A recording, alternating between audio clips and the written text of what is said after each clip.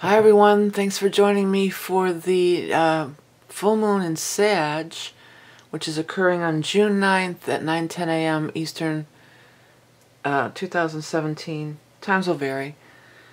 I'm up nice and early, so hopefully we can get through this without a lot of noise going on around everywhere.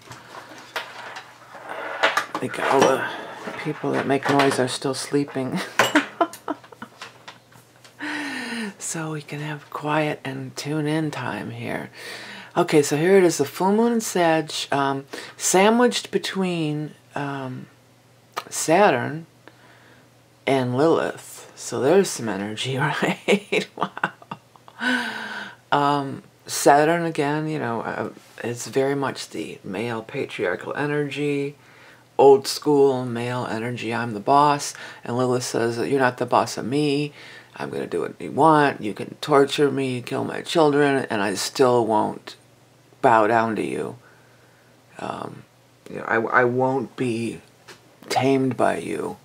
I won't be subservient to you. And Saturn wants to, you know, dominate and say, oh, yes, you will. So then this moon is right in the middle of it. It's like the peacemaker or something, or the child. Actually, moon is the mother, of course, but it's almost like the, you know, the child, or there's, you know, this one's in between, caught between, in the crossfire, almost. Even though they're, you know, they're joining together, they're out of orb, but they're both in orb with this full moon. They're joining together, which could be like joining of forces, but I just get like they're like rah, like this is a mouth rah, rah, shouting through, you know, and this one's like, no, I'm staying, you know, I won't budge, I won't change, and it's like wah, wah, wah. It seems very not conflicted, but confrontational. It seems kind of confrontational, and of course oppose the moon in Gemini, as always. Oppose Ceres. These two are in orb with the opposition to Ceres. And Saturn is not doing that anymore. It's still in the grand trine of fire, though. So it's really powerful. You know, something I didn't catch before, I was just going through and I was saying, you know, karma, ascension. That last moon was on Ascension Day. I'm not even sure what that is. I think it's some kind of, you know, it's obviously some kind of religious holiday. But I was talking about Ascension, and it was on Ascension Day. But let's stick with this stuff here for a minute, because it's also squaring Neptune.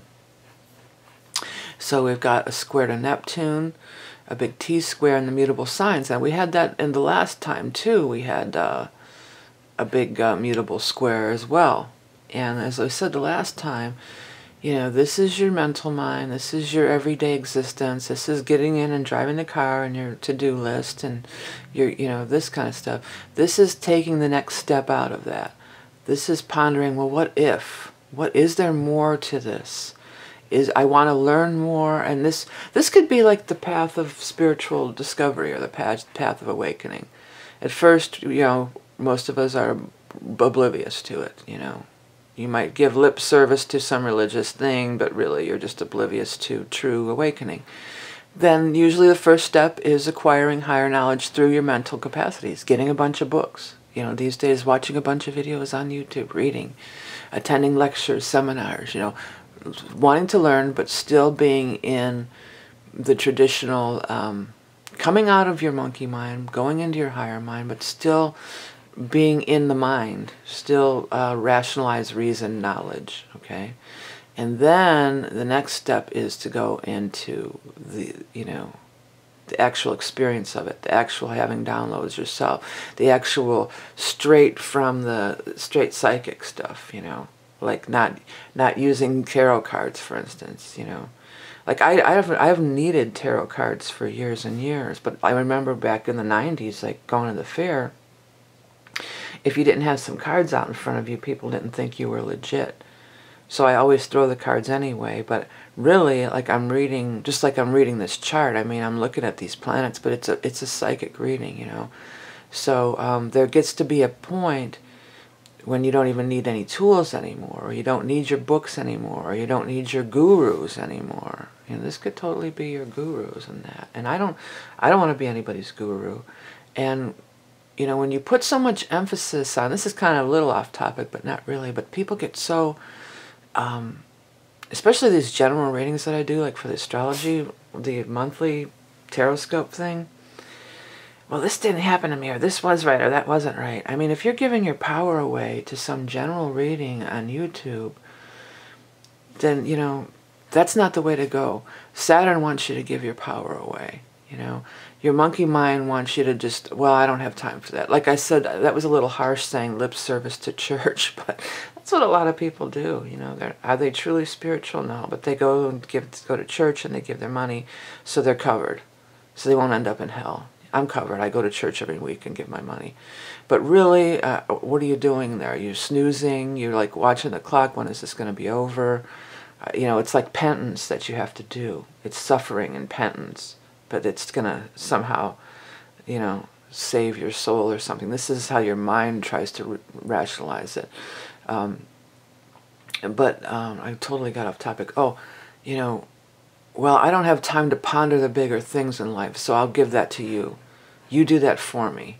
You tell me, and I'll believe you, or, you know, I'll follow your instructions or directions. And you never want to do that with anyone, me or anybody. You don't want to give your power away. You want to be enlightened by it. There's many, you know, teachers are out there, and there's always lessons to be learned, but you've got to take it in and apply it to yourself. And, you know,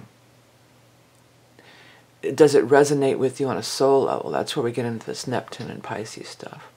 And what's good for one person isn't good for everybody. There's no right or wrong. There's no black or white, this or this. Well, this is what the book said. Can't remember how many times with astrology, too, people would get on me. Well, you're wrong. That is not what Neptune means. Neptune means, and pull out their book, it means la da da da da da, and go down the list. Well, okay, that's cool. That's a good jumping off point. That's a good starting point. But then you get to the point where you're just flying solo, where it's just coming, where you don't need to refer to the book anymore, where it's just coming through, man. It's just coming through. And this is where it's the purest and the truest and the clearest. And even like I try to do these readings here, even the stuff I'm getting here, you know, it may not resonate for you at all, you know, but this is striving to get to that point. You know, this, getting the books, getting the decks, or the runes, or, you know, whatever, getting your metaphysical tools to work with, and expanding your knowledge-based stuff. That's what this is about. Mental, knowledge-based stuff. That's cool, and that's great, and that's where you start. But then, it's like, I just saw the image of Dorothy clicking her heels, you know. You always had it within you. You know, it was always within you. Maybe it got programmed out of you. It did, you know, as a child. For most of us, it gets programmed out of you. And then, you know, you get indoctrinated into the cog in the machine. You know, go to school, get a job, go to work. You know, take care of your house, your third house here. You know, take care of your neighbors and your family. You know, and that's the end of it. Some people never get past this. So then you come to this point, and you're getting past it. It's a leap, you know. It's like starting to wake up, starting to wonder. There'll be struggles. There'll be oppression from your parental Saturn, your linear line, the restrictive thing that you were brought into in the world. From your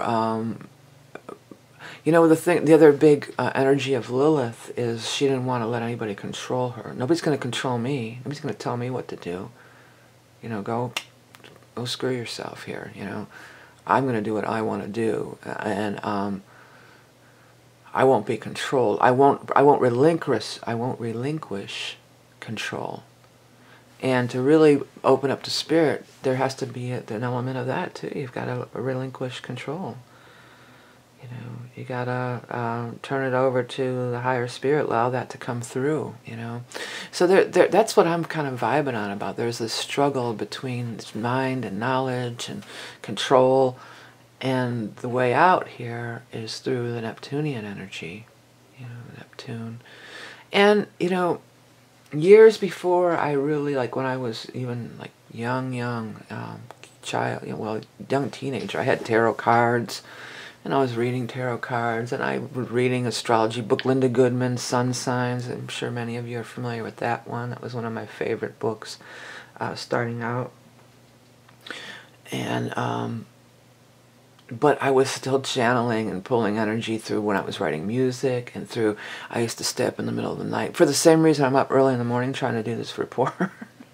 Because I would stay up in the middle of the night, because that's when I was, you know, living with my parents, and every my family was asleep, and I could have quiet, and I could have peace, and I could have the house all to myself, and I would put on my headphones and listen to music and draw. I would draw these crazy drawings, man, of these crazy worlds and crazy stuff. A lot of it got ruined in floods, but some of it I found recently. I sort of tried to take pictures of it, but it was still kind of water damaged. I did throw them all away, but I photographed them as best I could. But some crazy, I used to draw these crazy scenes of forest scenes with fairies and crazy stuff, and it was channeling energy. Even before I had any inkling of what the hell that even meant or anything, you know. But here's another thing about that Neptune. You're not going well, maybe you can, but it's hard to without the peace and the quiet, inner peace and inner quiet. And sometimes when there's a lot of noise in the outer world, and noise in our brains, and noise in our heads, it can be hard to find that spot. You know, it can be hard to find it. I was just having another thought of that when I worked at the psychic fairs back in the day.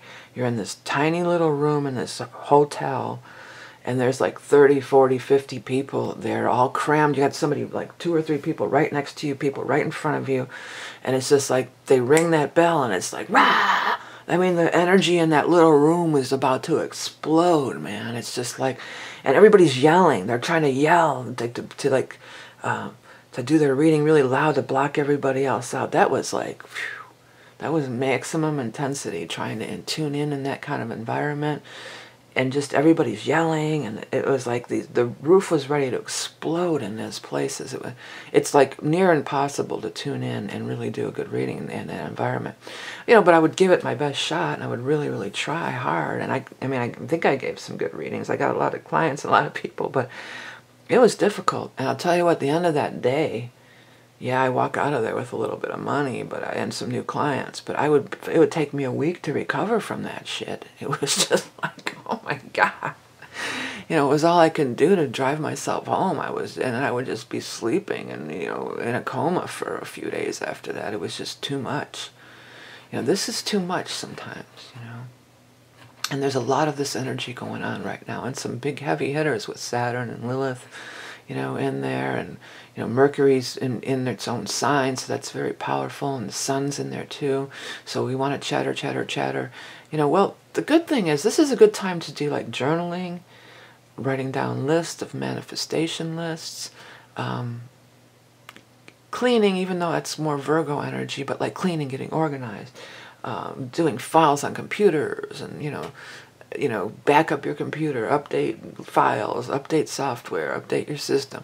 This kind of stuff, really good energy for that. But for, you know, it can get a little bit hectic, and it can get a little bit overboard, you know, and it can get argumentative, you know. Mentally trying to reason with people who are very stuck in their stance. And to this, some of this can be like very much like intellectually snobbish, like, well, all right, I know more than you. Are you, you know, assuming that people are stupid. I mean, maybe people aren't stupid, maybe they've just been misinformed, or just because somebody disagrees with you doesn't mean they're stupid. Even though maybe you are more knowledgeable, and maybe you do have a higher perspective, and you study this longer, and you know more, and you're a master astrologer, or you're a master this or that. I'm not calling out anybody in particular with the astrology thing. I'm just like reminiscing back to the days of the psychic fairs, you know. And the astrologers kind of had that attitude, well, we're astrologers and it's science. You know, what you do is like woohoo and whatever, you know. We're like, I'm not going to be associated with you. Or, you know, and I'll look at their chart and I'll pull all this stuff out of it, and they'll be like, well, yeah, but this means this, and pulling out their books and that stuff. Because that's what this energy is. Scholarly pursuits are cool too. Knowledge is cool, especially if you're going to be like a doctor or a scientist. Yeah, I would say you could. Knowledge is cool, and you should definitely pursue that. And science is cool too. That's the other thing that doesn't. I don't see why science. I just caught the beginning of one of Kate Pacha's videos, and the woman was talking about a time when science and spirituality were not in conflict with each other, and I've been saying that forever. I don't see why that's a thing. Why is that a thing? Quantum physics. Quantum physics is cool. It's this is like Saturn. That's the danger of Saturn here in the 9th house of Sag, is people don't want to expand their knowledge. They're like, well, this is what it is. This is the rule, and this is how it is. This is what the book says. The book says this, so this is what it is. The book says, well, somebody wrote that book, and that was there. That's where you were. If you're expanding, it was Crayon, Trine, and Fire, and Trine Uranus. If we're expanding, we got to expand our knowledge. The thing about, here's the difference between spirituality and AKA religion and science, is science has been allowed to expand and grow and keep moving forward, and religion has forced spirituality to stay stuck, to be the old ways. And I've said this before, but would you want to go, if you were sick, would you want to go with the medical technology of 2,000 years ago? I mean, let's face it, the people that wrote these mystical books, whether it's the Bible, the Quran, whatever it might be, the Torah, they were very primitive compared to us now. They were bleeding people with leeches back then, and stuff like that, and other things. I mean, spirituality in many ways through religion has not been, because 9th house is religion too. It's higher knowledge, schooling, foreigners, religion. It rules religion. And that's where this new moon is, Sagittarius. That's where it's at. Full moon, excuse me. It has stopped the expansion of spirituality. It has forced us, take in Christianity, take Jesus, the Immaculate Conception. That's not a miracle. We know how to do that nowadays. We know how to impregnate a woman without having intercourse. We know how to do that. So it's not a miracle. But from a primitive person perspective, it's a miracle. And so then it just stays like that for 2,000 years. That's the story. That's the story, and we're sticking to it. And if you embrace science, that doesn't mean you have to throw spirituality away. Of course, that's the other side of that coin. I'm not just like trying to knock religion. I'm saying that spirituality needs to expand as science has expanded since 2,000 years ago. Well, I'm just taking that as an example of when Christianity with the New Testament and all that. That's why I keep saying 2,000 years ago, but I know that many religions go back even further than that, but I'm just, that's where we want to stay stuck at from their perspective. Why can't we expand on that? Why can't spirituality be a part of science and quantum physics? And it's, body, mind, and spirit. It's all three of those things. The earth would be the earth energy, which is missing here. The Virgo would be the earth. This is the body, the mind, and then the spirit. Body, mind, and spirit, the Holy Trinity. It's not just the mind, science, aka science, and it's not just the spirit, aka spirituality. It's a holistic. It should be, and it could be, and it's again of this giving away your power. Because you give away a lot of your power in religion. You just go along with the rules, and then you don't expand beyond those set parameters and those set rules. And maybe you could be getting some kind of cool downloads, but you know, you're not open to that because it might be the devil, or, you know, I'm talking extremes here, and I'm not trying to knock anybody, because religion is a definitely a form of spirituality, and there are people who can achieve higher, can go beyond the restrictions of religion. You know, start with religion and expand beyond there and get things, you know, get higher spiritual things. But I'm talking about where there's all this mental stuff involved, and these rules and condemnation. A lot of condemnation. A lot of Saturn trying to control, you know, trying to control people through people who are just seekers. Ninth house. We're seeking higher knowledge. We're seeking, we're a seeker, and it's like this, I want to use the word perpetrator, you know. Saturn in a negative way can be a perpetrator, you know. It can be, well, Pluto was a little bit more of that perpetrator energy, but, well, it's making that in conjunct or semi-sextile, whatever. It's at 18 degrees also, and Spirit was trying to get me to say that maybe, and it's doing that in conjunct with the Sun here.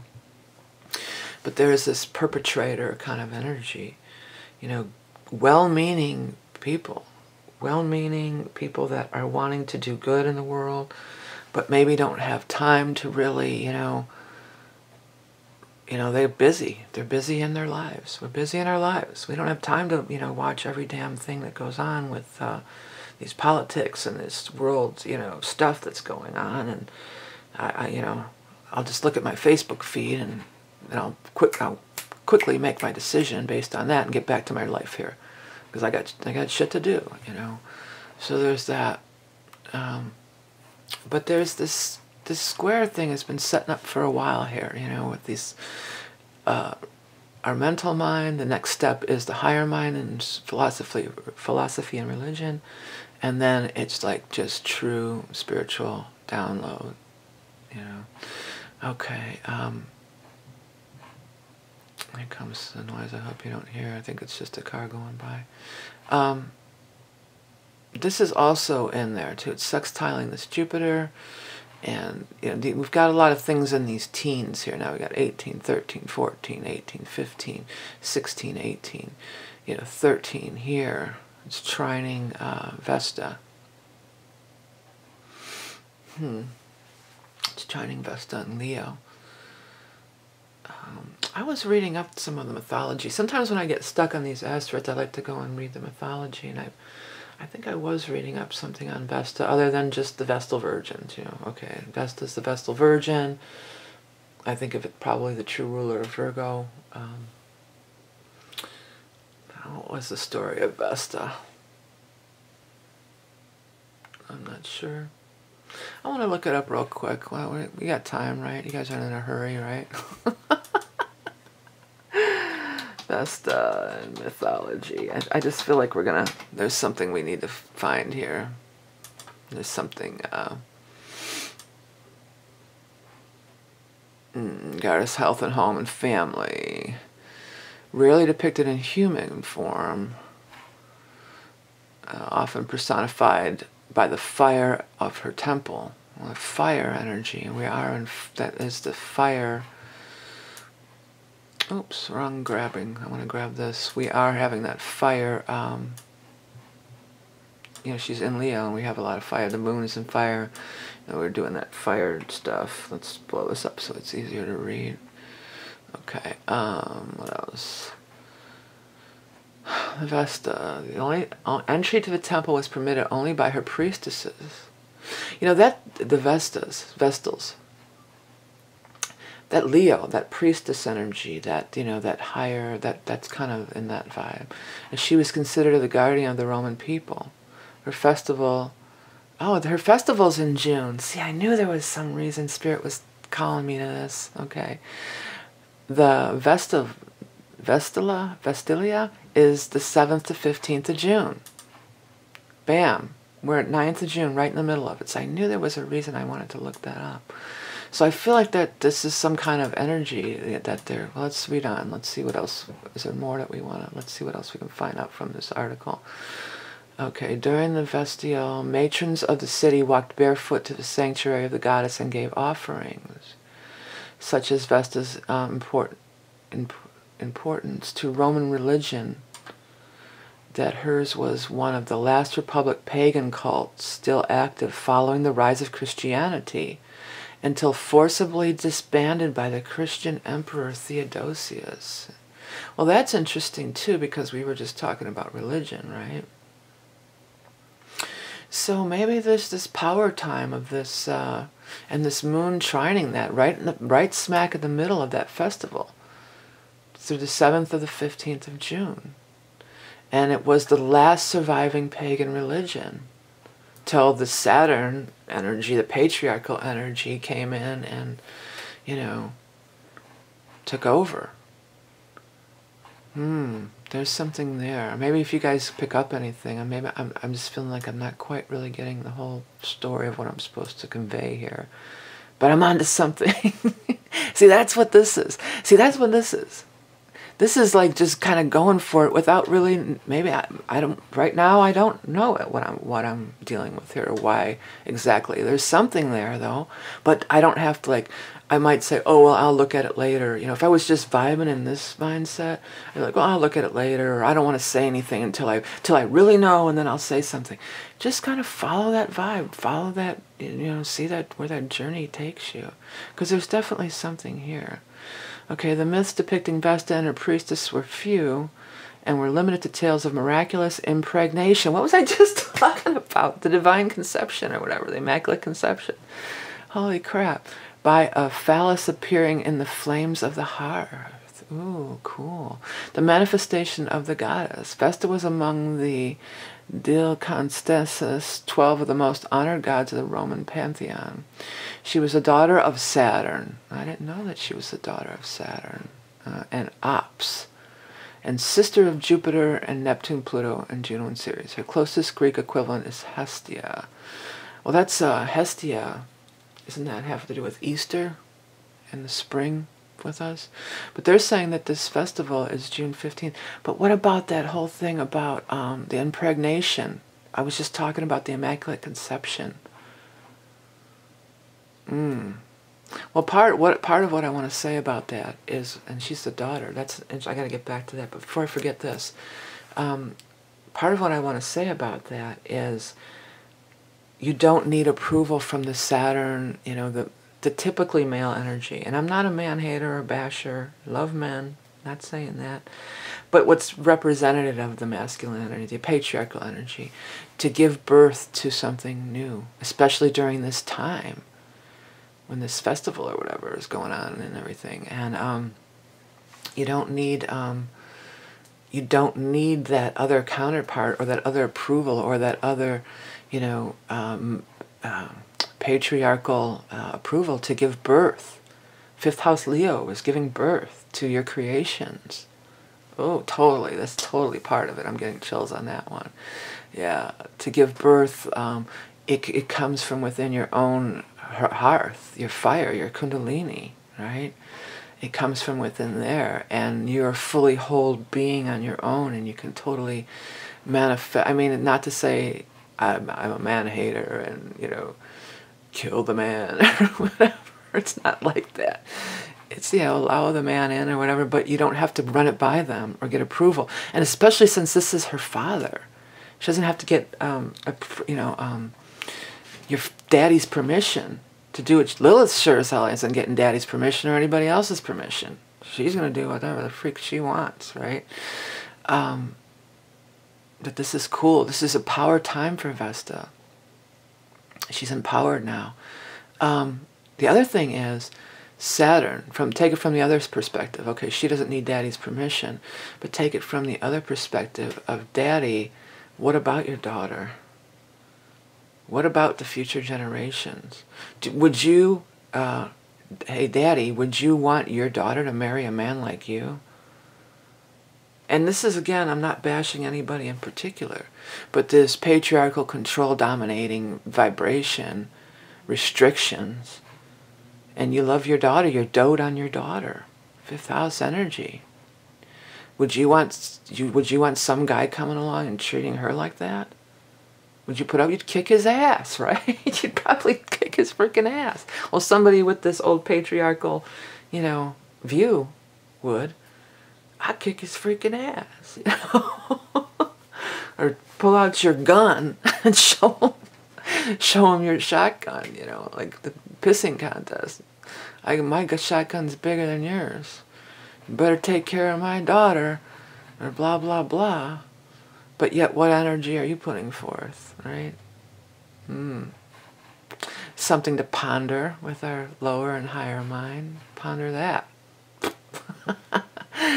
Anyways, last time I missed a major thing, because that's what the downside is of not really. Well, while I got this open, I did have my website. Do check out my website if you want to get readings from me, or if you're into astrology, I have the Tapestry of Life mandala. I create round your birth chart.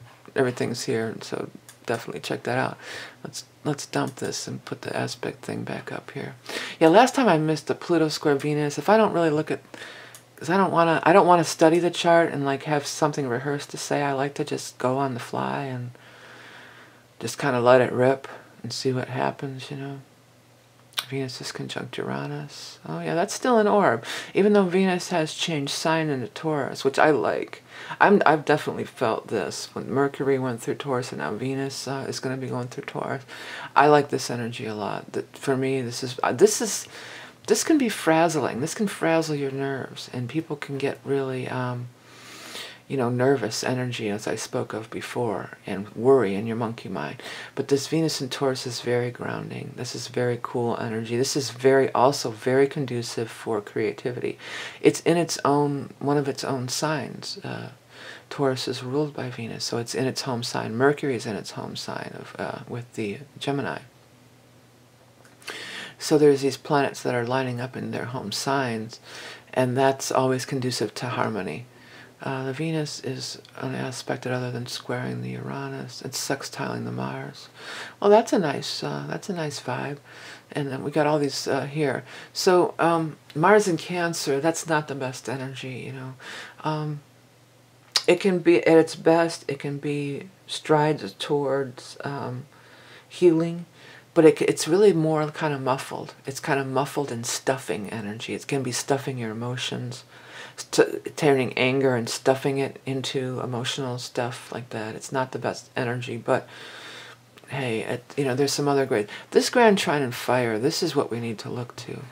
The Grand Trine and Fire, and then the square over to Neptune is in its own sign too. Neptune's in Pisces. So, and Neptune's going to be in its own sign, so it's strong in its own sign. It's expressing itself naturally. It's unafflicted. You know, it's that's maybe not the right astrology terminology, but it's cool. You know, it's cool energy. I don't know if we're going to get into this. There'll be plenty of time to get into this nodes, because I do want to talk more about the South Node in Aquarius and the our galactic history. You know, history didn't start 2,000 years ago. And I think that's another thing that's going to really start coming through here. With Saturn's going to be on that galactic center for a while, and the South Node in Aquarius. It's time to realize that, you know, history didn't start when these books were written. You know, this Earth is ancient, ancient, ancient, and there's been all kinds of beings coming and going on here for eons, okay? But we're already at a half-hour mark, so I don't want to get off on that tangent. We're going to talk about that, though, in the upcoming forecasts. That's going to be one of the major lessons of Aquarius in the South Node. And I think it's totally, really pertinent because of Saturn being with that galactic center. But anyway, so, yes, knowledge is a good thing. But knowledge without reason, without spiritual input, without trusting your own inner guidance, is giving your power away to somebody else, to somebody else's ideas, knowledge, books, the book they wrote. You know, it's good. It's a good place to start on your path, but you don't want to get so zealous about it. You know, well, that's what the book said. Well, what does your own heart or inner being and your soul say? Because that's really where it's really at, right? Okay, everybody, I think that's a good place to leave it. Hey, thanks for everything you do. Watching, liking, sharing, commenting, donating, makes this stuff free. Remember your love and beauty incarnate. Have a great full moon in Sag, everybody, and I'll speak to you soon.